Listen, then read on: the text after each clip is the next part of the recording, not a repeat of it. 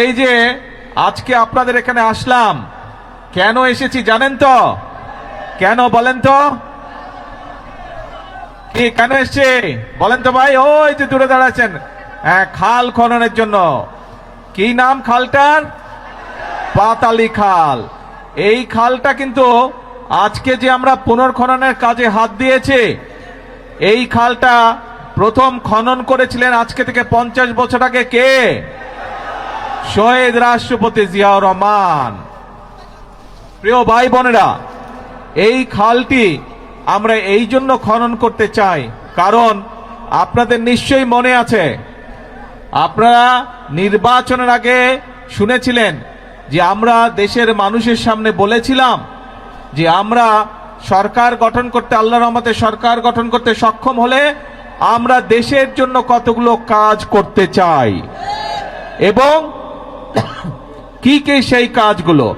সেই কাজগুলো ছিল আজ যে খাল খনন কর্মসূচি এখানে উদ্বোধন করলাম আমরা।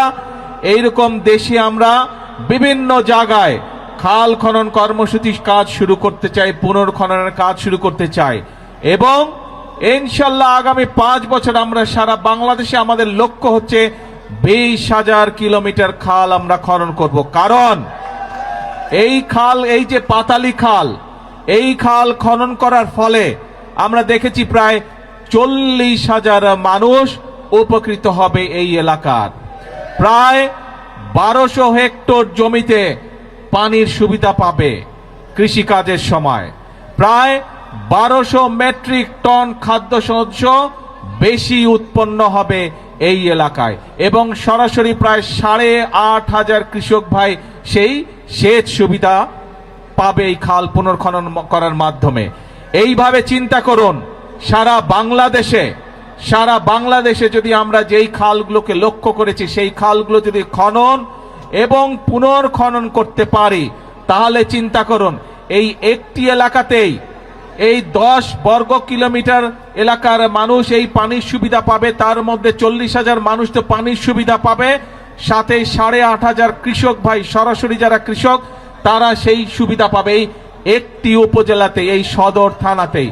তাহলে চিন্তা করুন, আমরা যদি 20,000 কিলোমিটার খাল খনন করতে পারি, সারা বাংলাদেশে কত কৃষক ভাই সরাসরি সেচের সুবিধা পাবে। আমরা আগেই বলেছি, সব সময় বলছি, আজকেও বলছি, বিএনপির রাজনীতি হচ্ছে মানুষের জন্য রাজনীতি, এবং সেই জন্যই আমরা কৃষক ভাইদের পাশে দাঁড়ানোর জন্য, কৃষক ভাইদের সুবিধার জন্য, কৃষক ভাইদেরকে স্বাবলম্বী করে গড়ে তোলার জন্য আমরা এই খাল খনন কর্মসূচি যেমন শুরু করেছি, একই সাথে আমরা নির্বাচনের আগে বলেছিলাম যে আমরা কৃষক ভাইদেরকে প্রতি বছর তাদের বীজ, কীটনাশক, ওষুধ বলুন, সার বলুন কেনার জন্য প্রতি বছর এককালীন আমরা তাদেরকে 2,500 টাকার একটি সুবিধা দিতে চাই, এবং সেটি দিব আমরা ইনশাল্লাহ কৃষক কার্ডের মাধ্যমে। এই কথাটা আমরা বলেছিলাম। আপনারা জানেন 2 দিন আগে আমরা বাংলাদেশে বিএনপি, এই বর্তমান সরকার গত ফেব্রুয়ারি মাসের 17 তারিখে সরকার গঠনের পরে এই গত 2 দিন আগে আমরা বাজেট উপস্থাপন করেছি। সেই বাজেটে আমরা কৃষকদের জন্য, কৃষক ভাইদের জন্য আমরা বরাদ্দ রেখেছি, এবং ইনশাল্লাহ আগামী জুলাই মাস থেকে শুরু করে পর্যায়ক্রমিকভাবে আগামী 1 বছরের ভিতরে আমরা বাংলাদেশের প্রতিটি উপজেলায় 8 থেকে প্রায় 10,000 কৃষক ভাইদের কাছে আমরা এই কৃষক কার্ডের সুবিধা পৌঁছে দিতে সক্ষম হব ইনশাল্লাহ। প্রিয় ভাই বোনেরা, আগেই বলেছি আমাদের রাজনীতি হচ্ছে এই বাংলাদেশের জন্য, আমাদের রাজনীতি হচ্ছে এই বাংলাদেশের মানুষের জন্য। আমরা জানি গ্রামে গঞ্জে মিলিয়ে বাংলাদেশের শতকরা 70 থেকে 80% মানুষ, খেটে খাওয়া মানুষ বাংলাদেশের গ্রাম অঞ্চলগুলোতে বাস করে। বাংলাদেশের জনসংখ্যার অর্ধেক হচ্ছে নারী। এখন এই নারীদের দেশনেত্রী খালেদা জিয়া শিক্ষার ব্যবস্থা করে দিয়ে গিয়েছিলেন, বিনামূল্যে শিক্ষা ব্যবস্থা। সেই শিক্ষা ব্যবস্থা ক্লাস 1 থেকে ইন্টারমিডিয়েট পর্যন্ত দেশনেত্রী খালেদা জিয়া করে দিয়ে গেছিলেন। এই নারীরা যদি শিক্ষিত না হয় তারা যদি স্বাবলম্বী হতে না পারে তাহলে পুরুষের পাশে দাঁড়াতে পারবে না এবং বাংলাদেশ এগিয়ে যেতে পারবে না। সেই জন্য এই নারীদের শিক্ষা ব্যবস্থা তারা যাতে আরো শিক্ষার সুযোগ পায়, সেই জন্য স্নাতক পর্যন্ত বা ডিগ্রি পর্যন্ত আমরা এই বর্তমান সরকার মেয়েদের শিক্ষা ব্যবস্থা ফ্রি করার ঘোষণা দিয়েছে। এবং শুধু তাই নয়, একই সাথে আমরা যারা ভালো রেজাল্ট করবে তাদেরকে আমরা উপবৃত্তিও দিব, সেই ব্যবস্থাও আমরা রেখেছি এই বাজেটের মধ্যে। এবং একই সাথে এই যে বাংলাদেশের শতকরা 70% মানুষ, অন্তত 70% মানুষ যে গ্রামে বসবাস করে, এই গ্রামের পরিবারগুলোকে স্বাবলম্বী করে গড়ে তোলার জন্য আমরা মায়েদের হাতে ফ্যামিলি কার্ড তুলে দেবার ঘোষণা দিয়েছি। এবং যেমন স্বরাষ্ট্রমন্ত্রী এখানে একটু আগে বলেছেন যে ভোটের দাগ শুকানোর আগেই আমরা আমাদের যে প্রতিশ্রুতি দিয়েছিলাম নির্বাচনের আগে, সেই প্রতিশ্রুতি পালনের কাজ শুরু করেছি। আপনাদের নিশ্চয়ই মনে আছে, কালি শুকানোর আগেই আমরা ফ্যামিলি কার্ড দেওয়ার কাজ শুরু করেছি। এই সেই ভোটের কালি শুকানোর আগে আমরা কৃষক কার্ড দেওয়া শুরু করেছি। ভোটের কালি শুকানোর আগে আমরা খাল খননের কাজ শুরু করেছি। ঠিক যেভাবে ফ্যামিলি কার্ডের কাজ শুরু করেছি, ইনশাল্লাহ আগামী 1 বছরের মধ্যে বাংলাদেশের প্রতিটি উপজেলায় আমরা চেষ্টা করছি প্রত্যেক উপজেলা 8 থেকে 10,000 মায়ের হাতে আমরা এই ফ্যামিলি কার্ডের সুবিধা তুলে দিব। প্রিয় ভাই বোনেরা, আপনারা দেখেছেন যে বাজেট ঘোষিত হয়েছে 2 দিন আগে, সেখানে আমরা বলেছি আমরা এই দেশের মানুষের চিকিৎসার ব্যবস্থা ঘরে ঘরে পৌঁছে দিতে চাই।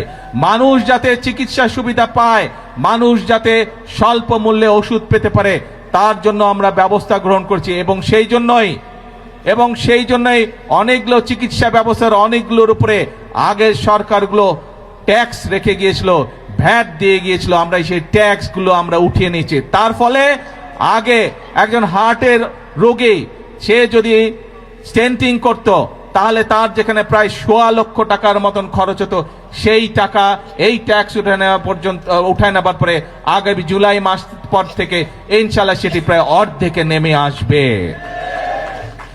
শুধু তাই নয়, অনেক মানুষ, বাংলাদেশের অনেক মানুষ কিডনি ডায়ালিসিস রোগী আছে, কিডনি ডায়ালিসিস করতে হয়, সেই ডায়ালিসিসের যে ওষুধ আসে সেটিরও ট্যাক্স তুলে নেওয়া হচ্ছে। তার ফলে এখন প্রায় 800 থেকে 8,000 টাকা পর্যন্ত প্রত্যেকটি রোগীর প্রত্যেকটি ডায়ালিসিসের ক্ষেত্রে খরচ কমে আসবে। প্রিয় ভাই বোনেরা, এই কাজগুলো করার উদ্দেশ্য এবং কাজগুলো করার লক্ষ্য একটি। কি সেই লক্ষ্য? সেই লক্ষ্য হচ্ছে দেশের মানুষ যাতে একটু ভালো থাকতে পারে। আজকে সকালবেলায় আসার সময় যখন আমি প্লেনে করে এই কক্সবাজার আসছিলাম, তখন আমি প্লেনে বসে বসে পত্রিকাগুলো দেখছিলাম যে কি কি সংবাদ করেছে। অনেকগুলো পত্রিকাতে আমি দেখলাম, পত্রিকাগুলো নিউজ করেছে প্রতিবার বাজেটের সময় নিত্য প্রয়োজনীয় জিনিসের মূল্য পরের দিনই বৃদ্ধি পায়। আল্লাহর রহমতে আলহামদুলিল্লাহ, শুকুর আলহামদুলিল্লাহ, এইবার বাজেট দেওয়ার পরে এখন পর্যন্ত কোনো জিনিসের দাম বৃদ্ধি পায়নি।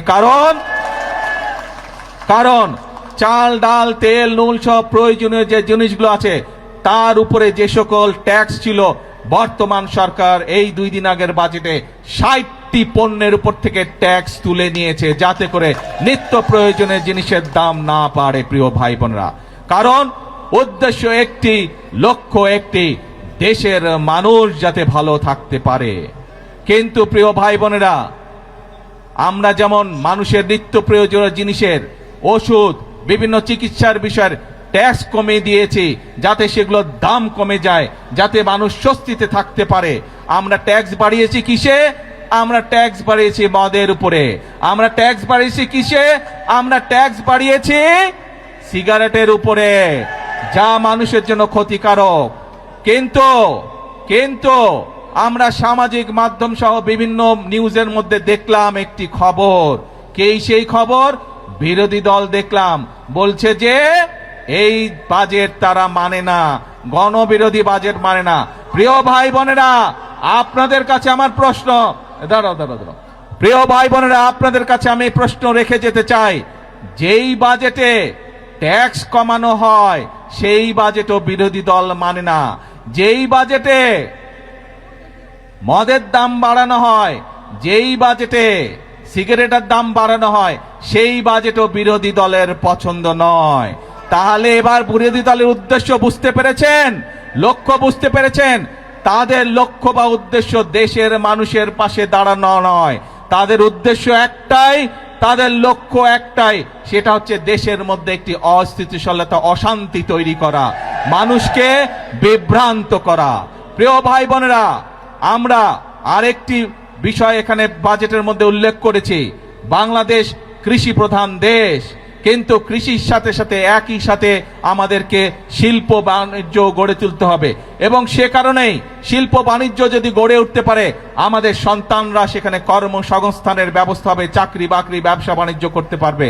এবং সে কারণেই যে সকল শিল্প দেশে উৎপন্ন হয়, যে সকল দ্রব্য দেশে উৎপাদিত হয়, একই জিনিস যেগুলো বিদেশ থেকে আসে সেগুলোর উপরে আমরা ট্যাক্স বাড়িয়েছি, যাতে করে দেশে যেই দ্রব্যটি উৎপাদিত হচ্ছে সেই দ্রব্যটি যারা উৎপাদিত হচ্ছে সেই শিল্প কারখানাটি যাতে সাপোর্ট পেতে পারে তার ব্যবস্থা আমরা এই বাজেটের মধ্যে রেখেছি। এটিও বিরোধী দলের পছন্দ নয়। এখন প্রিয় ভাই বোনেরা, দেশের মালিক আপনারা, দেশের মালিক কোনো রাজনৈতিক দল নয়, দেশের মালিক কোনো পরিবার নয়, দেশের মালিক হচ্ছে বাংলাদেশের 20 কোটি জনগণ। এই 20 কোটি জনগণ যারা দেশের মালিক, আপনাদের কাছে আমি প্রশ্ন রেখে যাচ্ছি, আপনাদের কাছে আমি বিচার দিয়ে যাচ্ছি যে যারা জনগণকে বিভ্রান্ত করতে চায়, যেই বাজেটের মাধ্যমে জনগণের জন্য স্বস্তির ব্যবস্থার চেষ্টা করছে সরকার, সেই বাজেট বলে বিরোধী দল মানে না। তারা দাবি তুলেছে কেন মদের উপরে আমরা ট্যাক্স বাড়ালাম, তারা দাবি তুলেছে কেন আমরা সিগারেটের উপরে ট্যাক্স বাড়ালাম। এই তাদের দুঃখ, তাদের কষ্ট, কেন বর্তমান সরকার 60টি নিত্য প্রয়োজনীয় দ্রব্যমূল্যের ট্যাক্স কমে দিল, এই হচ্ছে তাদের দুঃখ। তাহলে কি এরা জনগণের বন্ধু হলো? জনগণের বন্ধু তারা হলো না।